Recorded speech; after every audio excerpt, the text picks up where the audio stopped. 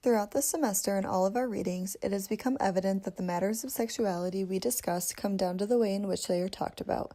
Here we argue that sexuality is constructed and supported through communication and vocabulary which dictate stigmas and public knowledge.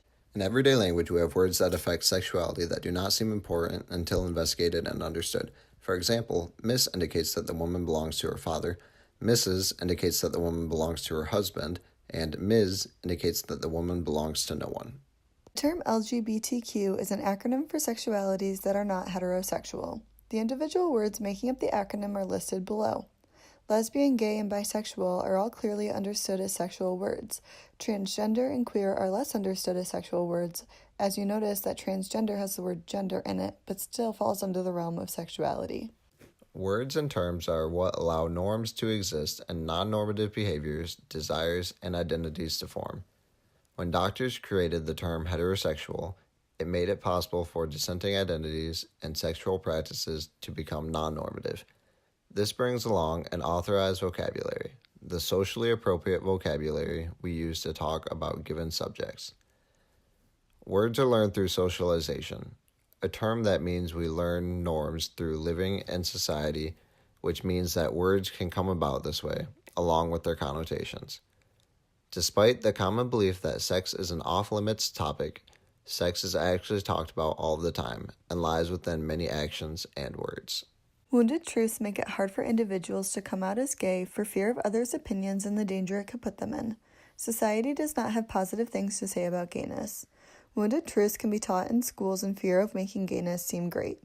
Society thinks that if we teach about gay identities, it will encourage students to be gay. Therefore, curriculums do not teach sex education amongst all sexualities. Teaching is one of the largest forms of communication. Through creating the term wounded, we now have to make gayness non-wounded, a term that had to be made up to counteract the one that we use. In comparing the United States to other countries, it turns out that they speak differently on the topic of sexuality. We find that parents are more aware of the fact that their children will grow up and be sexual, so it is not frowned upon to talk about it and support it.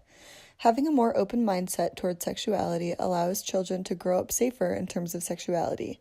The outcomes on how many partners these children have, the rate of STIs, and the number of teen pregnancies and abortions all are lower in the Netherlands and other European countries. Not only does this promote sexual health, but young women feel less ashamed after having sex, and young men are more comfortable sharing their love for their partner. The way in which we talk about sexuality shapes the beliefs that children grow up with, and therefore shape their actions and desires. Vaccines have been around since 1796. There has never been a double standard for which gender receives vaccines. Preventing diseases is agreed upon as a good thing. When the HPV vaccine was invented, young women getting vaccinated was criticized for making them too promiscuous at a young age. It is evident that society holds a negative stigma with women and their sexuality and the way we address it. Medical advancements are normally an exciting thing, but when attached to the genitalia of young women, even if it is cancer preventing, it becomes a negative stigma with news coverage talking about the promiscuity of the vaccine. Here it is our language and our publicity of it that makes it an issue. The way we speak of non-normatively abled individuals can make them feel lesser and cause them to embody this feeling. Many of these individuals report feeling that they should not be sexual or that people attracted them are messed up for being interested in someone like them. Their feelings stem from our language surrounding these individuals. Doctors do not discuss sex or sexuality with them for an assumption that they are not having sex. The lack of communication and language here makes this population feel further ostracized. With dissenting and newer sexualities like polyamory, there are not words that describe how their relationships work. Polyamorous individuals have the ability to create words for how they feel and how their love lives are structured. Through creating words, their language is unique and fits their needs. We don't have this idea throughout all of society that words should be molded to the needs of the group. We have one vocab fits all, which is unideal with a variety of sexual identities. Creating their own words, polyamorous individuals communicate more effectively, have healthier relationships, and destroy negative connotations held within dominant monogamous language. The way in which we talk about anything in life affects the way the world sees it, and sexuality is not discounted from this.